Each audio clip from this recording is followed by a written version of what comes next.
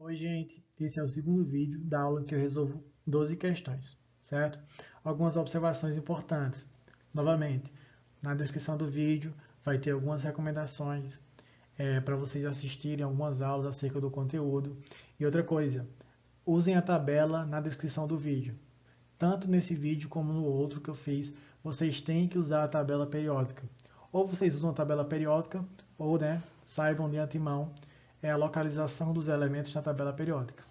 Com o tempo, vocês vão adquirindo esse conhecimento, vai se tornando natural. Por exemplo, eu falo, sei lá, do enxofre. O enxofre eu sei que está na família 6A, grupo 16. Ou, por exemplo, o magnésio, está na família 2A, né, grupo 2, metais alcalinos terrosos. Com o tempo, você vai adquirindo esse conhecimento, sabe, inconsciente, acerca da localização dos átomos na tabela periódica. Então, vamos lá. É, Qual íon está com a carga errada? Escolha uma. Então a gente tem aqui, 5 opções, certo? E utilizando a tabela periódica a gente vai olhar a localização do íon, do átomo no caso, e ver se ele está com a carga certa ou está com a carga errada. Bom, o bário aqui, né? Bom, o bário ele está na família o quê? Eu sei que o bário está na família 2A, exatamente. Família 2A, grupo 2. Então ele tem uma carga mais 2, já que ele precisa perder 2 elétrons para completar o octeto, né, no nível anterior. Tá, o iodo. O iodo está na família 7A, grupo 17, né? Família dos halogênios. Então eu sei que o iodo ele tem menos 1. Né? Por quê? Porque ele precisa receber um elétron para se estabilizar. Eu não dei a resposta, né? Não dei a resposta. Bom, enfim. A gente vai até o final e eu dou a resposta no final. Aqui a gente tem o telúrio. O telúrio está na família o quê? 6A.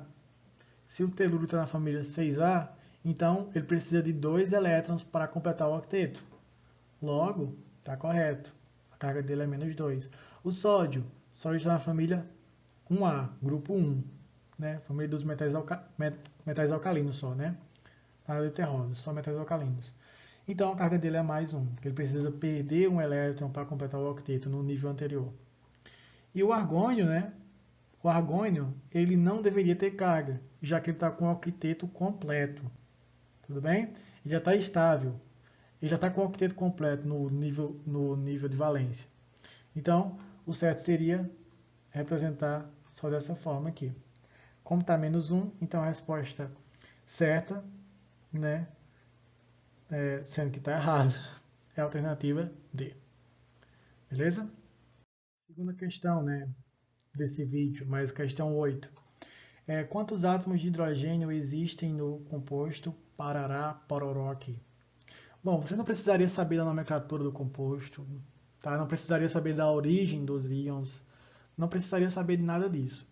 O importante aqui é só ter conhecimento que, se eu tenho, né, um determinado componente de um sal dentro de um parênteses, né, por exemplo aqui, então isso representa que eu tenho 6 unidades desse mesmo componente. Beleza? Logo, se eu tenho 6 unidades desse mesmo componente, então significa que eu tenho 6 nitrogênios, né? Se aqui tivesse mais um átomo, eu teria 6 outros átomos, né? Desse mesmo átomo, levando em consideração que dentro do parênteses só tinha um átomo. Não sei se ficou enrolado, mas eu acho que deu para entender. Por exemplo, o hidrogênio aqui, a gente tem 3 hidrogênios dentro do parênteses. Então, se tem 6 unidades de 3 hidrogênios, logo eu vou ter 18 hidrogênios. Beleza? Pronto. Sabendo disso, né, e levando em consideração que tem mais um hidrogênio fora do parênteses, então só somar 18 mais 1, 19. Alternativa correta, letra E. Eu novamente esqueci de dar os segundos para vocês resolverem. Me desculpem, mas no próximo eu dou. Questão 9. Quantos prótons e nêutrons existem no enxofre 32? Bom, o enxofre 32, né, Não, primeiramente, antes de tudo, o que é um enxofre 32? O que é um enxofre 31, 30? O que esse número representa? Bom, esse número, 30, 31 e 32, representa o número de massa. Número de massa. E o que o número de massa representa? O número de massa representa a somatória entre o número de prótons e o número de nêutrons. Beleza? Então, por exemplo, levando em consideração o enxofre, eu sei que o número atômico do enxofre é 16. O que é o número atômico? O número atômico é o número de prótons. E como é que eu sei o número de prótons do enxofre? Olhando para a tabela periódica. Beleza? Olhando para a tabela periódica. Não importa se for o enxofre 1000. Pode ser o enxofre 1000 e enxofre 1.000.000. Mas se é enxofre, tem o mesmo número atômico. O número atômico nunca muda para um mesmo elemento. Tudo bem? Enxofre tem sempre número atômico 16. Porque se fosse 17, já não seria mais enxofre. Seria o próximo elemento. Se fosse 18, já não seria mais o próximo elemento. Seria o próximo do próximo. Entendem? Então, o número atômico é constante para o mesmo elemento. Nunca vai mudar. Agora, o número de massa, sim, vai mudar. Como, por exemplo, o enxofre 31. Tá, deixa de enrolação. Como é que a gente chega no número de massa? Através da somatória do número de prótons, que é o número atômico, mais o número de nêutrons. Eu sei que o enxofre tem número atômico 16, então 16, né, mais o número de nêutrons, que eu não sei ainda, beleza? Que é igual ao número de massa. O número de massa do enxofre é 32 aqui, né? Então, o número de nêutrons é igual a 16, beleza? Respondido? Próxima questão. 10. Um elemento tem 16 prótons, 17 elétrons e 16 nêutrons. Qual é esse isótopo? Primeiramente, o que é isótopo? Isótopo é o mesmo elemento químico, certo? Porém, com um número de massa diferente. Como eu falei para vocês, o número atômico, ou seja, o número de prótons, é a identidade do átomo. Então, se o átomo ele tem 17 prótons, ele é um átomo X. Se tem 18 prótons, é um átomo Y. Se tem 19 prótons, é um átomo Z. E por aí vai. O número de prótons é a identidade do átomo. Agora, o mesmo átomo, com o mesmo número de prótons, obviamente, né, ele vai possuir número de massa diferente, a depender da quantidade de nêutrons que ele tem no núcleo.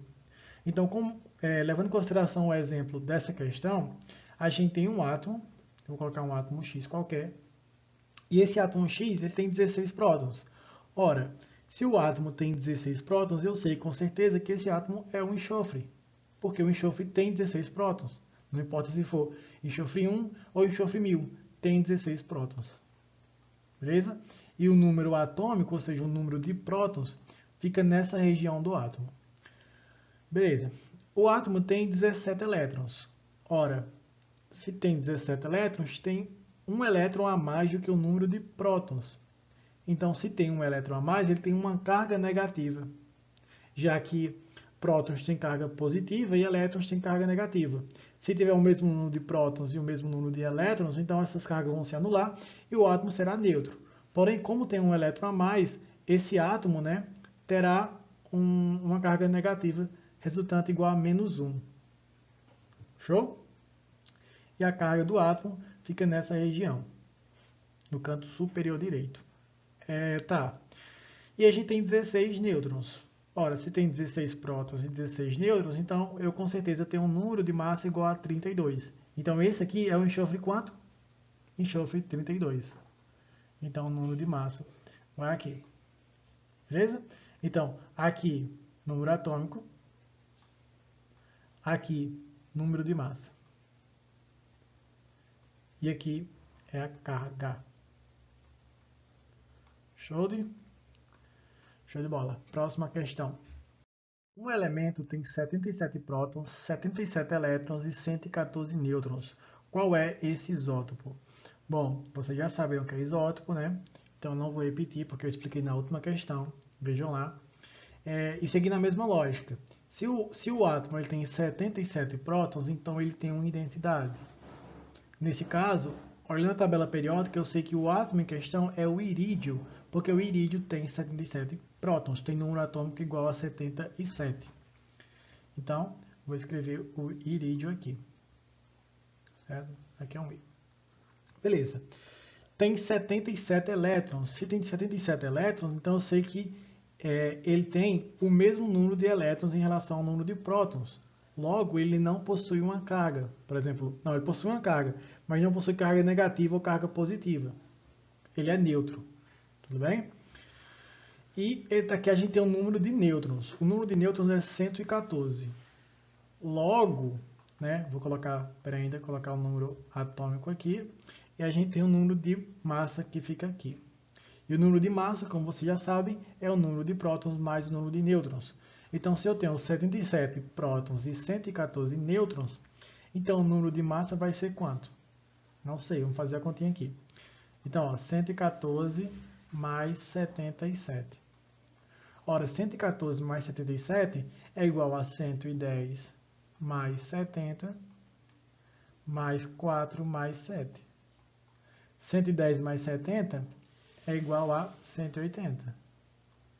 4 mais 7 é igual a 11. Então, é 191. Beleza? Então, o número de massa é 191 do irídio. E a carga aqui é neutra. Próxima questão. Questão 12 e última.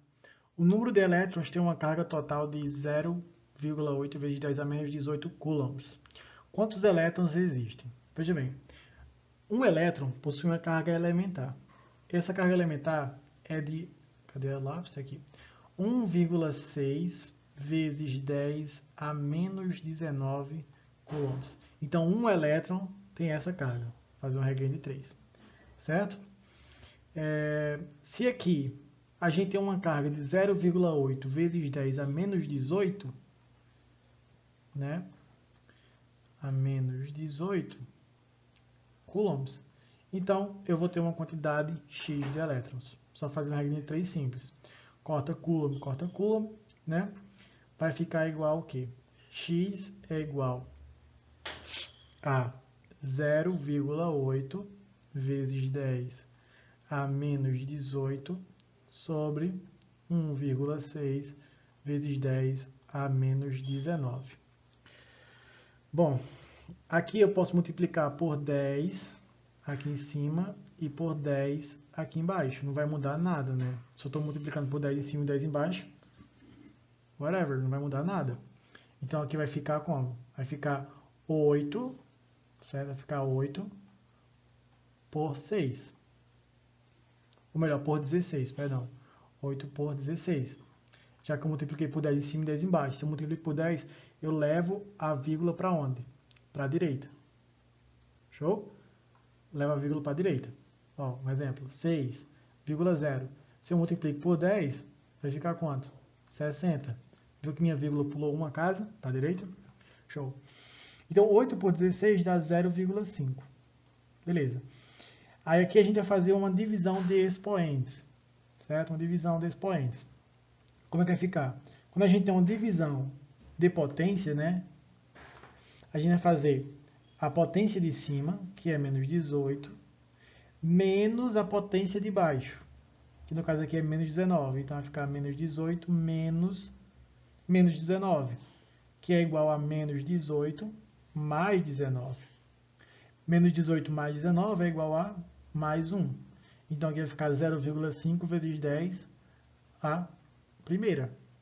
0,5 vezes 10 a primeira é igual a 5. Já que eu estou multiplicando por 10. Multiplicar por 10 é avançar a casa uma unidade para a direita. A casa da vírgula, uma unidade para a direita.